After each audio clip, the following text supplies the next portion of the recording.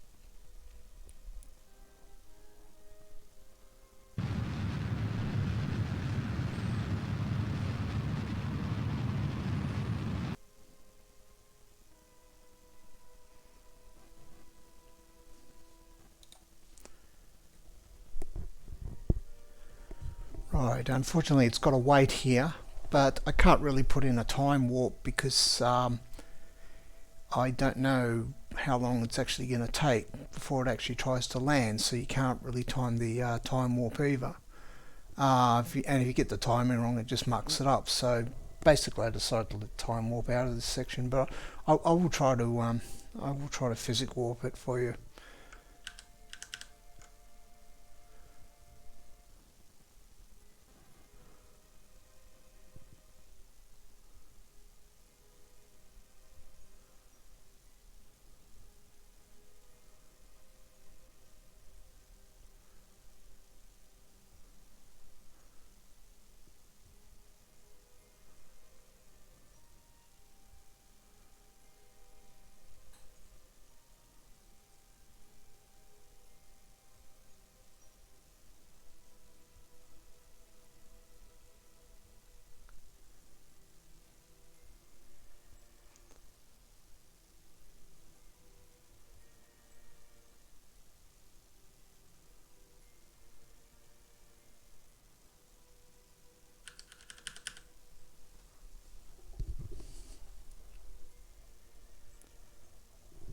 Actually,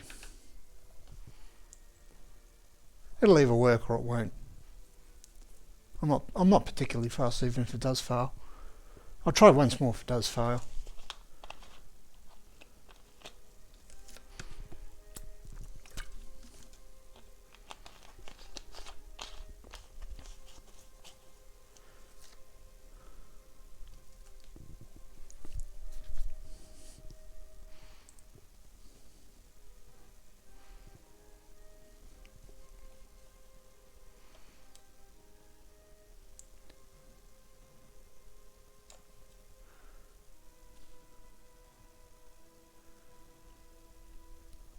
There's a shadow.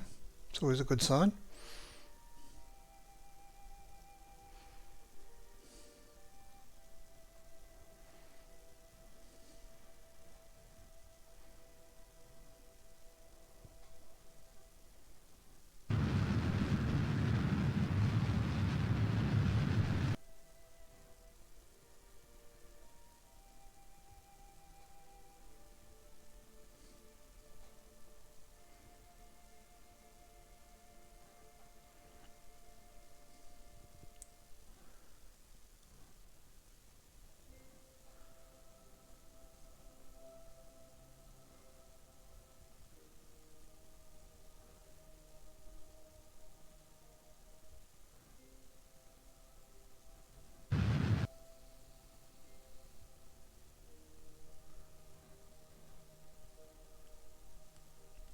Oh, I am so relieved.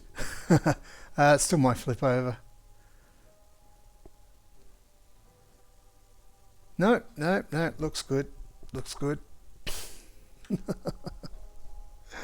Okay, that's my hillside burn.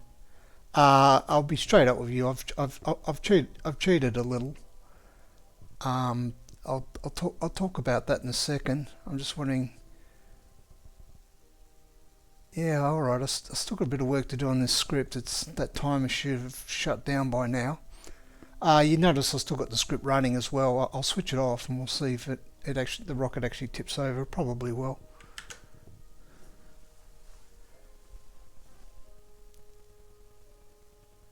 Oh, maybe not. Maybe not. Oh, there you go. It must have landed on a pretty. I must have got lucky and landed on a fairly flat section. Yeah, that's not too bad actually. Yeah, look how flat that is. Oh, it's up on a hill. It's not down in the lake, but yeah, all right. Okay, that's not too bad. That's not too bad. What I'll do is I think I'll run it again, but I'll remove my little cheat. But I'll try to land in the try to land. I know where there's a flat area. I'll try to go directly for the flat area. Okay, let's just see what happens here. Okay.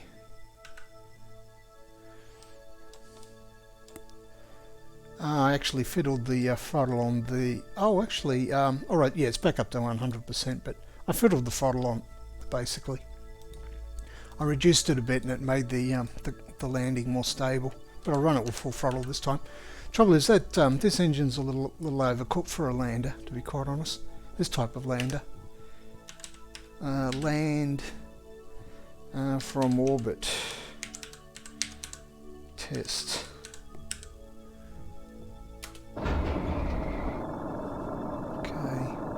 This is doing the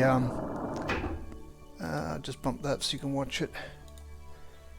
It's doing the retro burn, and yeah, I've still got the 30-second steering weights in there. There's not much I can do about those.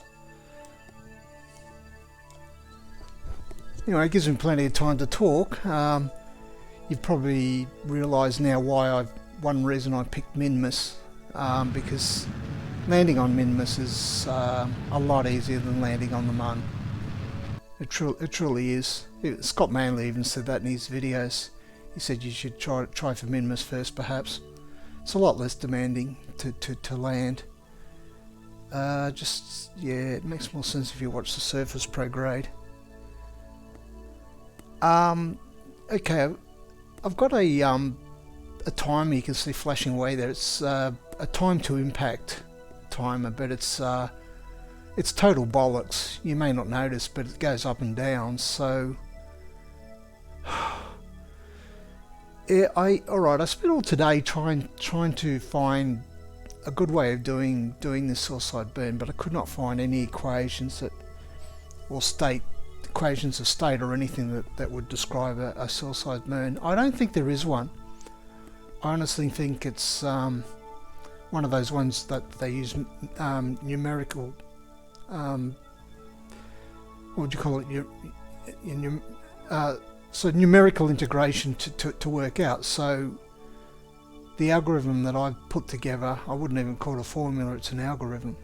It's a total hack, but it's good enough for Minmus. I'll try it on the Mun node, but I won't record that. I might just try it out and see what happens. The Mun would probably be a lot harder. So you can see how slowly it's drifting down. It's hardly picking up speed at all. So you get under these conditions you get about 4 or 5 seconds of hillside burn, and you can see it's starting. It started early. I'm going to have to work on that, but hey, the general structure of the thing is correct. Otherwise, I wouldn't have. It wouldn't have slowed me down in time or whatever. Or would have slowed me down too early, perhaps. Something like that. So yeah, we'll just let this one cycle through. Yeah, I left the program running so the steering manager could keep the craft upright. that was cheating. Oh yeah, that's right. The my last episode, I didn't get into a very good circular orbit, and I wasn't too fussed about it at the time. I actually fixed that up. The circular orbit, it works out now, is really good. I was quite pleased the way that turned out.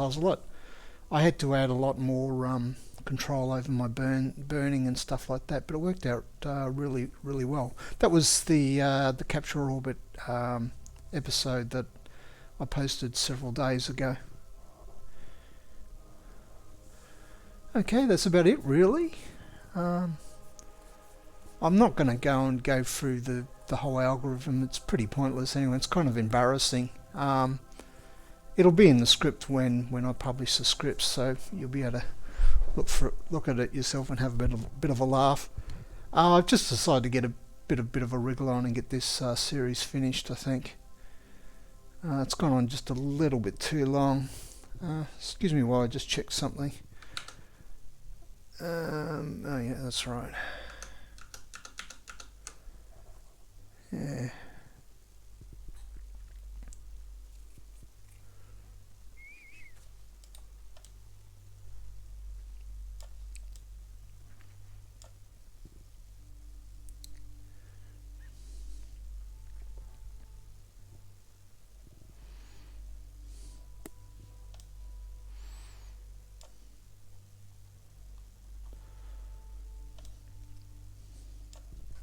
Hopefully if I can figure out a good solution to that, it's starting early,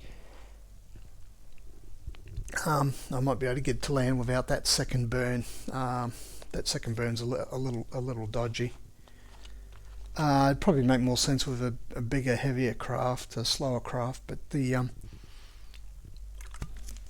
this lander can manage 2 G's of acceleration, so it's overcooked. That's just crazy for a lander. That engine is more like a sort of an upper stage engine. The Poodle, it works very well in a vacuum. That's what's good about it. So I'd call it sort of an upper stage engine, or even a transfer engine, you know, to do an interplanetary transfer or whatever. But it's a bit overcooked for a lander. But obviously they kept the Kerbal X pretty simple. It's only supposed to be sort of a training craft. If you go through, it's in one of the scenarios, I think.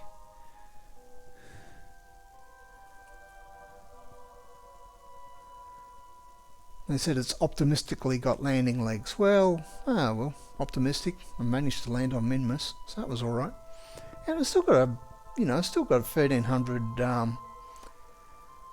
meters per second delta V left. I might have enough fuel in the end, as long as I don't go crazy for my return.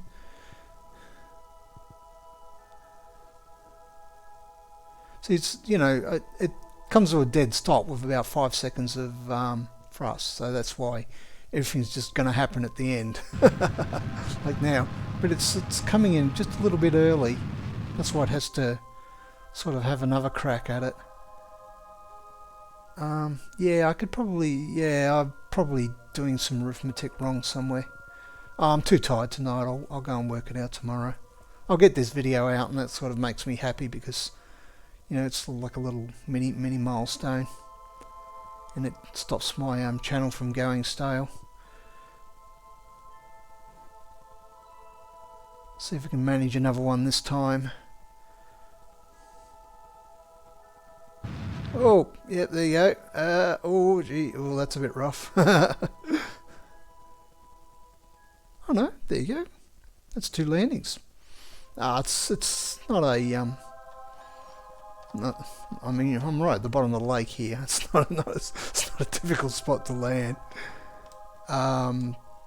You know, yeah, all right. I'll just keep this short. I guess I could have tried the mun, but no, I might leave a I'll concentrate on Minmus and just try to keep things short, I think, and I'll concentrate on I might do a mun, return to the mun as an encore if I think I can get away with it, but I'll make up my mind about that some other time.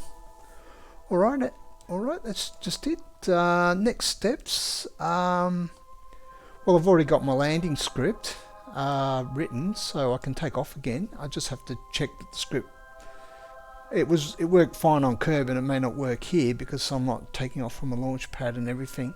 So the initial conditions are just a little bit different. But I'm sure if there's any bugs, I'll just work them out for a bit of testing. So I've already got my landing takeoff script done, and I can get back into a circular orbit around Minmus pretty easily. From then I've got to just work out the return to Kerbal and the re-entry. If I was going to do a hack job, I could do it fairly easily. If I want to do it a little bit better than that, well, it might take me more than a few days. But we'll just see how I go, I think. All right, I'll catch you next episode.